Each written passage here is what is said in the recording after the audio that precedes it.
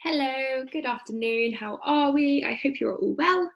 Yeah, I've been away for 2 weeks, went to visit my dad, but I'm excited to be back. And today we're going to be talking about nutrition for ages 60 plus. So whether you fall into this category or you will be soon falling into this category, or whether you just know if you have a parent or loved one who is in this age bracket, this is for you. Okay, right, let's get cracking. So what we're going to cover today: age-related problems, looking at sarcopenia and osteoporosis, age-related weight loss, why it occurs and what can be done, age-related cognitive decline, and looking in particular a little bit at glucose control. And I'm going to give you some practical recommendations throughout, and then I'm going to wrap it up with a few final thoughts and take-home points. So, okay, age-related problems. The two most common ones, and ones I'm sure we're probably all aware of, whether we know the name for them, but I'm sure we will have been aware, whether they happen to us, we see the difference in ourselves, or if it's watching a loved one who's maybe a parent or someone who's in this age category. Okay, so we have sarcopenia and osteoporosis. Also just to know, so osteopenia is kind of the early stages of osteoporosis, so kind of applies this, everything I'm going to mention applies to that too. So what actually are they? We are talking about muscles and bones. Obviously, I'm not talking about these muscles or dog bones, but I'm pleased that my horrific dad joke has now made us all aware that I am hilarious. What can I say? And a pretty awful joke by me. Moving on swiftly. Okay, so sarcopenia, what is it? It is a progressive and generalized loss of skeletal muscle mass and strength. So yeah, as I said, we probably all witnessed this or experienced it ourselves, just the fact that we get weaker as we get older. So muscle loss. I'm going to move myself over. I have a feeling I'm moving myself on my screen, but I don't think it has moved yours. So apologies if I'm still in your top right-hand corner and you can't see the writing. That was my bad. I didn't really think that through. Anyway, okay, muscle loss. So we reach our peak muscle mass at age 25. I found this out a couple of weeks ago and was absolutely gutted, because it probably means now that if I ever wanted to be an elite athlete, I've probably missed my window. I'm 25 now. It's all downhill from here. Obviously, it's not all downhill. As I'm going to mention, plenty of things that we can do to try and offset this. And these statistics here are on untrained individuals, so people who do not participate in resistance training, strength training, all that stuff. So maybe there is hope for me. Maybe, and obviously it's the lack of and reducing muscle mass that is stopping me from becoming an elite athlete, and not my inability to excel in any sporting any kind of sport. It's all to do with muscle mass, not my lack of performance. Right, anyway, so between the ages of 40 and 70, each decade we lose 8% of our muscle mass, and from 70 plus it goes up to 15%. So we're talking like pretty significant amounts of muscle loss. Okay, so what does this actually mean? Physical disability, obviously we're much weaker, which could lead to a poor quality of life. We're more likely to be injured. The risk of fracture goes up if we're falling over, and this is linked to osteoporosis, which I'll talk about in a little bit. Physical activity restriction, again, if you're injured or if you're generally just weaker, it's much harder to get around. Greater functional decline. All these things can kind of lead to social withdrawal, anxiety, depression, if it means we're not able to get out of the house, go and meet our friends, go and see our family, just go potter around town, all the things like that. And then things like loneliness as well, if we're unable to get out, can really creep in and can really sadly affect people. I said we're more likely to fall. Once you've fallen, you are then 2.8 times more likely to fall again if you have sarcopenia, which is huge. And sadly, these can eventually will lead to death. So why does sarcopenia occur? So we're looking at muscle breakdown and growth. So interestingly, our rates of muscle breakdown and growth are actually unchanged. It's just the fact that we become resistant to anabolic stimuli. These stimuli are in particular resistance exercise, so strength training, protein, branched chain amino acids, or BCAAs, as you may have heard of them, in particular, and also insulin. We know insulin is anabolic, and it can increase our blood glucose levels if we become resistant, which is why we are more likely to get type 2 diabetes as we get older. So looking at our BCAAs, they are known as the building blocks of protein, but we're looking at leucine, in particular. That is the one we're interested in. It is an essential amino acid, an EAA, which basically means we can't produce it ourselves. We have to get it through the food that we eat, and it stimulates muscle growth. This leucine is the guy that stimulates our muscle growth, is what we're really interested in here. I've mentioned it in previous lectures, but it's really important here. Stimulates muscle growth. Muscle protein synthesis is the fancy way of saying it. I'm going to refer to it as MPS for short. This is found in meat, whey, dairy, and there are small amounts in soya. So it's generally found in animal products. So just something to note if you're vegetarian, just try and ensure you're continuing to eat dairy, things like that. As I said, it is in small amounts of soya, but it's soya is a complete protein, so it contains all of the essential amino acids, all 9 of them. But I've said just in much smaller doses. So it may have a higher protein content in total, but it's got a smaller amount of leucine. So we need to eat more protein in total to get more leucine and hit that leucine threshold. So it's something to consider if you're vegan or vegetarian. So no matter where you get your leucine from, we are resistant to it as we get older. Therefore, we need a higher dose to stimulate muscle protein synthesis. So you need more of it to make that muscle growth and repair happen. Just a few implications of COVID. I listened to a really interesting lecture online this week talking about COVID and inactivity and how we are far more sedentary, whether because you contracted it and obviously you're in bed for however long, or just because, particularly in the early stages of lockdown, we weren't allowed to leave our house. So sedentary referring to basically just sitting down. We're sitting down a lot more. And there's a really interesting statistic. So muscle wasting occurs rapidly and it's detectable within 2 days of inactivity. So whether that's 2 days of being bedbound or just hardly moving at all, muscle wasting occurs really, really quickly. This then reduces insulin sensitivity, again, linked with type 2 diabetes.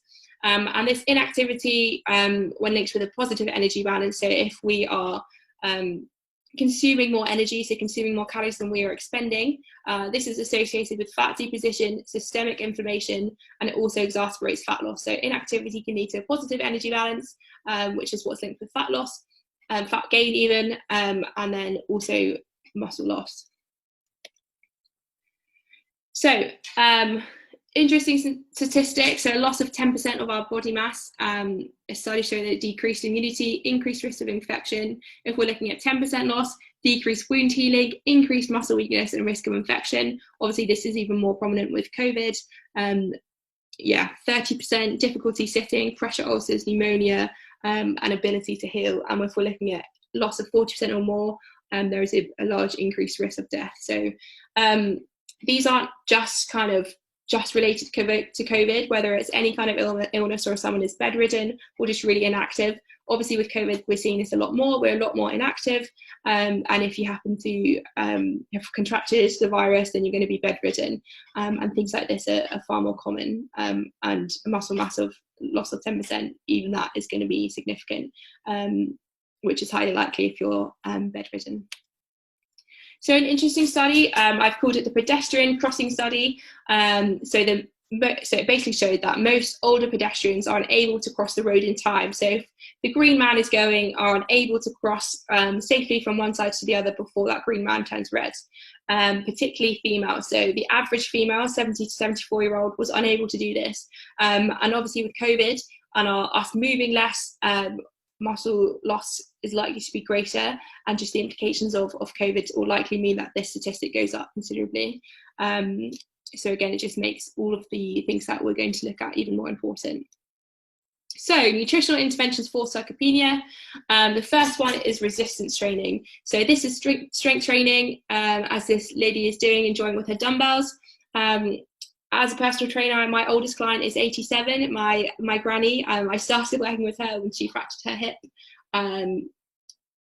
So we were just doing some mobility and then started applying some progressive overload to increase her strength. And her mobility has improved massively, and it's great to see. So resistance training stimulates our muscle protein synthesis, helps us maintain muscle mass. There's also huge benefits to mental health, as we all know, and there's the term use it or lose it. So if you're exercising and you stop, you tend to lose that muscle, so use it or lose it is quite common and definitely applicable. So just a few tips on how to be more active. I know this isn't strictly nutrition related, but I'm also a personal trainer, big advocate for staying active, and just a couple of things that you can do really easily around your house. Standing on one leg while you're brushing your teeth, calf raises when the kettle boils, walking up and down when you're on the phone, if you're still working, or if you're talking to a family or family member or a friend. And yeah, get the family and friends involved. It's more enjoyable and you're more likely to stick to it. So looking at other stuff, adequate protein and leucine at each meal. Obviously, we've kind of talked about why protein is now so important, particularly as we get older. Focus more on protein at specific meals rather than total protein. So this is where the advice around protein would actually differ slightly from younger people, and we're looking at elderly population. So generally for younger people, we look at total protein as a whole, and we focus on hitting a certain target. But it's actually more important. The studies have shown that. So whereas for younger people, so 4 frequent meals of high protein is more beneficial to 1 large kind of bolus dose. It's kind of the opposite for the elderly. So 1 large bolus dose, so we're talking about a large quantity of protein, has been shown to have more benefits than regular. But ultimately, we want to be trying to get a decent amount of protein. So we're looking at 0.6 grams of protein per kilogram of body weight, at least one of those a day, but more is better. So if you can do it once, cool. If you can do it twice a day, great. 3 times, amazing, even better. It's actually kind of 0.4 grams to 0.6, but 0.6 kind of covers your backs, and particularly if you are a slightly heavier individual, I'd aim for more 0.6. So what does that actually look like in practical terms? Here are a couple of ideas about what's in our food. So we've got tofu, 100 grams of tofu, 13 grams of protein. In 1 large egg, about 8 grams, 250 millilitres of skimmed milk, 9 grams. Protein, so whey protein. I kind of mentioned how whey is really high in leucine. This in particular one is My Protein Clear Whey Isolate. So the whey isolate, that means that the lactose has been removed. So if you're lactose intolerant, this will be great for you. Normal whey you will probably be intolerant to, but this is great. But anyone, this clear one in particular, My Protein are great. They do quite a few flavours. This is what I've got my mum drinking. My older brother, back when he was probably 18, 19, was a bit of a gym rat. And I just remember his strawberry protein powder just smelled horrific, and so my mum's kind of been put off from that. But this clear stuff, it's kind of like squash, so you just add water to it. They do lots of different flavors. Bitter lemon, I think there's a mojito one which I've heard is great. So whey protein is just a really easy way of increasing your protein, and this is basically like squash, and probably more appealing to a lot of the elderly in particular. We've also got chicken, Greek yogurt and prawns on there. Okay, what else? Fish oil supplementation. I've talked about fish oil a fair amount before. We know there's multiple other benefits. I know I've given a really wide range here, 2 to 12 grams a day. Is quite different. There's quite a large range. Yeah, as I kind of mentioned, there's more benefits than just sarcopenia. This would probably come down to if you're eating 2 to 3 portions of oily fish, so we're talking mackerel, salmon, maybe you could go for a lower dose, or you might not actually need it. But yeah, I would definitely recommend supplementing, also just for the other host of benefits as well. Something to think about though, the capsules are quite large generally for fish oils. I'm just going to open my blind, it might make me a little bit more light. There we go. So yes, if someone is struggling to swallow stuff, then maybe consider a liquid, might be easier. Creatine. So if you watched the sports and nutrition lecture I did a few weeks ago, I mentioned creatine. So we know about all the benefits it has for strength training, but also it enhances muscle mass, strength, functional performance when in combination with the resistance training. It increases lean mass and strength more than just resistance training alone. So even if you're not resistance training, but as I kind of mentioned, I would massively recommend it. But it's hugely beneficial. I'd suggest taking it with foods, something that causes insulin production. So we're talking carbs or whey protein as well, but just have it with a big meal is beneficial. 5 grams a day. Right, moving on to osteoporosis. This is defined as a skeletal condition characterized by decreased density or normally mineralized bone. So what actually happens? So our bone experiences some mineral loss. There is loss of actual bone, less bone formation, and it is most common in postmenopausal women, basically just because of the huge drop in estrogen. Yeah, an interesting statistic, 7 days of bed rest shown to have an approximately 2% reduction in spine bone mineral content. So that's huge. 7 days of bed rest has a massive impact on bone mineral content. So why is it an issue? An increased risk of fractures, further negative consequence of fractures, we kind of discussed these already, physical activity restriction, greater functional decline, social withdrawal, all that stuff, and again, you're more likely to fall again. So nutritional interventions, exercise and physical activity, resistance and weight-bearing training, again, same benefits as sarcopenia, get on it. Adequate dairy calcium, so this could be through supplementation or food. As always with supplements, food first approach, so ideally you want to be getting these through your diet, simply because you're going to get far more benefits of not just calcium. They're going to contain lots of different other vitamins, minerals, protein, which are going to benefit you. So we're looking at 1,000 milligrams a day for men and 1,200 milligrams a day for women. So this is slightly higher than the recommended dose for adults, for younger people. What does that look like? So a combination of these 4 foods will hit roughly 1,200 milligrams. It doesn't really look like much, but if you're not aware of it, you could be like could be like massively under, basically. So as I said, food first approach, supplement if you need to. Supplements also been shown to have a very similar effect, so it's no more or no less effective than food, but food first always. Vitamin D supplementation, again, I've talked about the benefits of vitamin D before, but it's estimated that 35 to 90% of institutionalized elderly are estimated to be vitamin D deficient.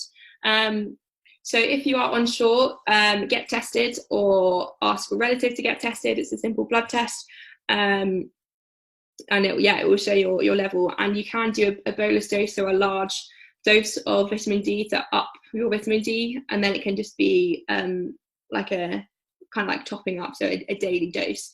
And the evidence does suggest that I think they used to do it as an injection, a vitamin D injection, and it was shown that on follow-up, vitamin D levels had dropped, whereas on an oral, so in like tablet form, they weren't dropped. So it's the same. So if you're going to have a big dose to up your vitamin D, just make sure you continue that level throughout. And we're looking at 2,500 to 5,000 IU. Again, that's quite a wide range.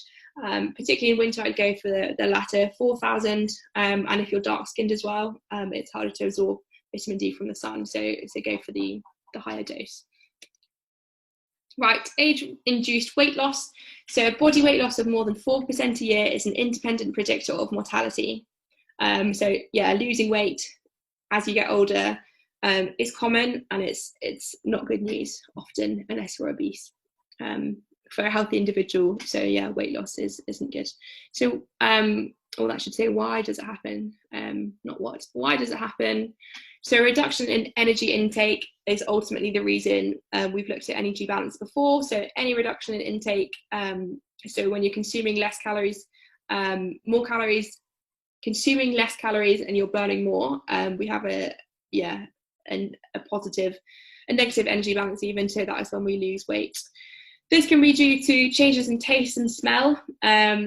You might have noticed yourself that your taste buds have changed as you've got older. Our taste buds are generally constantly changing. Maybe something you were little, you didn't like, now you do, or as you've got older, your favourite food, you might not be able to stand it.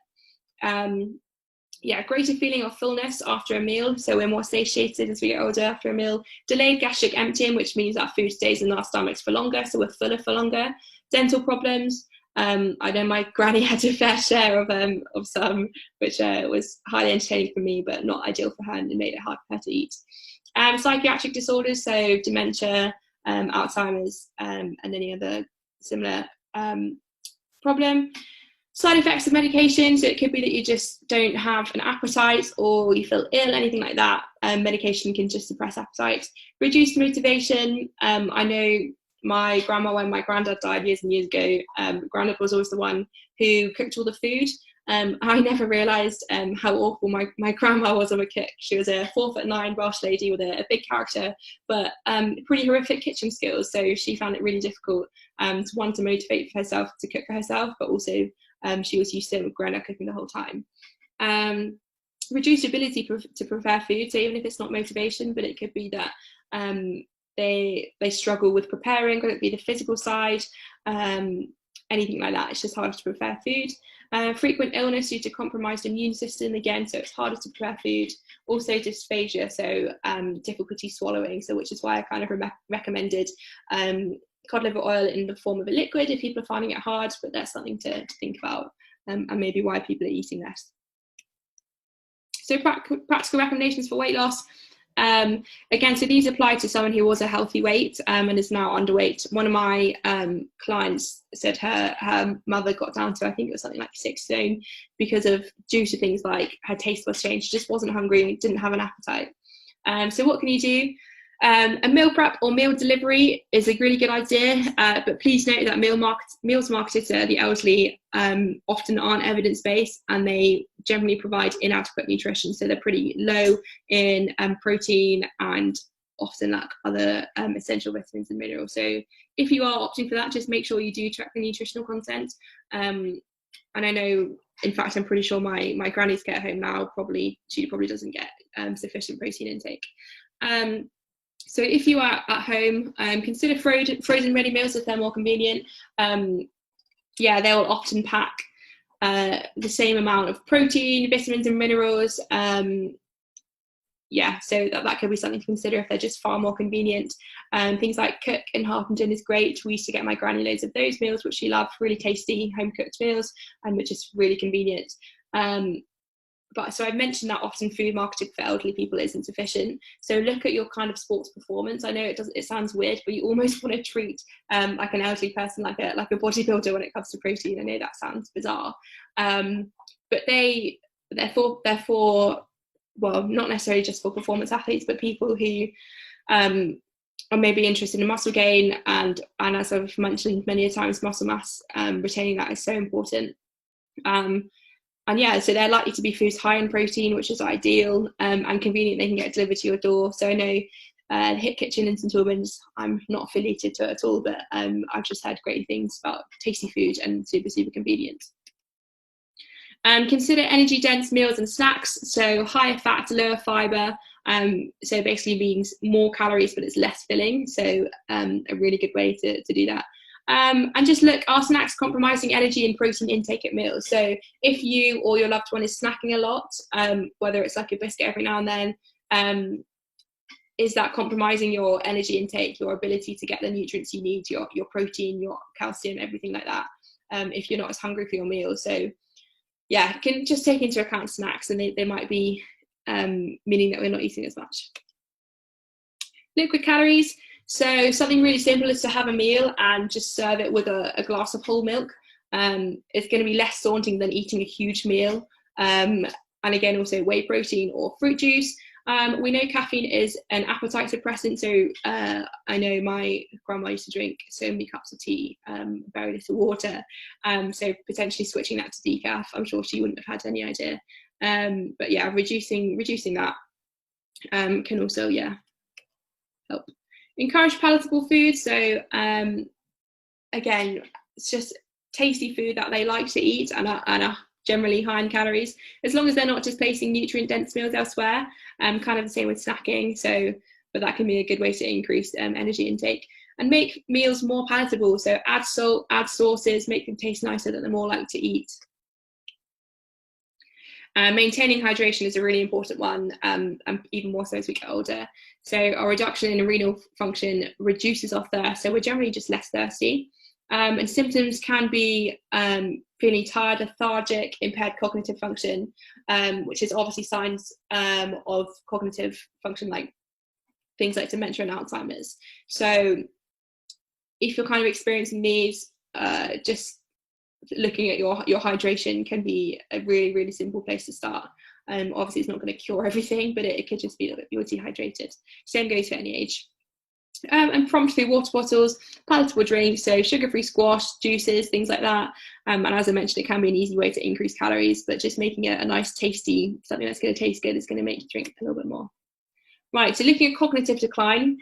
So this is related to conceptual reasoning, attention, memory and processing, speed decline, gradually, yes, sorry, there's meant to be some punctuation there. So these decline gradually with aging. So neurodegenerative diseases associated with aging include Alzheimer's, Parkinson's, and ALS. So we're going to look at glucose control in degenerative diseases. So diabetes doubles the risk of dementia. I found this amazing when I found this out. So 81% of patients with Alzheimer's had either type 2 diabetes or impaired fasting glucose. They could be pre-diabetic or insulin resistant. So which means monitoring glucose control is important. And there's kind of talk about type 3 diabetes, so Alzheimer's disease, which results from insulin resistance in the brain. So type 2 is from insulin resistance in the muscles. And so this is talking about insulin resistance in the brain. So I'll go back to that. So just something to think about. So monitoring blood glucose levels if you are pre-diabetic, and just potentially being mindful of your high GI foods, so your high sugar foods. Right, final thoughts and take homes. We're almost there. We've almost made it through. Increased protein intake. So I've spoken about the multiple benefits, and how it's so important to maintain muscle mass. Vitamin D, again, we know this has many benefits. Multivitamin, so if you find you're maybe not quite so hungry, or you're finding it difficult to eat the kind of vegetables and fruits that you should be, a multivitamin can kind of cover your back, but just check the calcium content, because often they can be quite low in some of them. Fish oil, creatine. So for obese individuals, weight loss is going to be important. We know that. So to improve insulin resistance, exercise is really important. High protein diets can be beneficial. All this jazz. So, but weight loss, we know that. So even just a 5 to 10% drop in weight loss can have huge and positive outcomes in terms of like medical markers. So insulin resistance, risk of cardiovascular disease, all things like that. So even just a small amount of weight loss can have really big impacts. But in general, for obese patients, the more weight loss, the better. But a small amount is still great. Maintain healthy blood glucose levels, and finally, institutionalize. So if you're going to visit a family member in hospital or in a care home, opt for a protein shake instead of flowers. This was something that I heard from one of my lecturers, and I found it very entertaining. But it's true that they're likely to not be getting adequate protein, and it's going to be far more beneficial than maybe some chocolates or anything else. Maybe go with flowers and a protein shake. Compromise. Okay, well, that kind of rounds it up. So do comment below with any kind of questions that you may have. I will be on here for a little bit replying to stuff, or feel free to get in touch. Give me an email. I'm more than happy to do consultations and talk to you about this further. I hope that was useful. I hope you enjoyed it. Have a lovely afternoon and evening. Have a good weekend. See ya.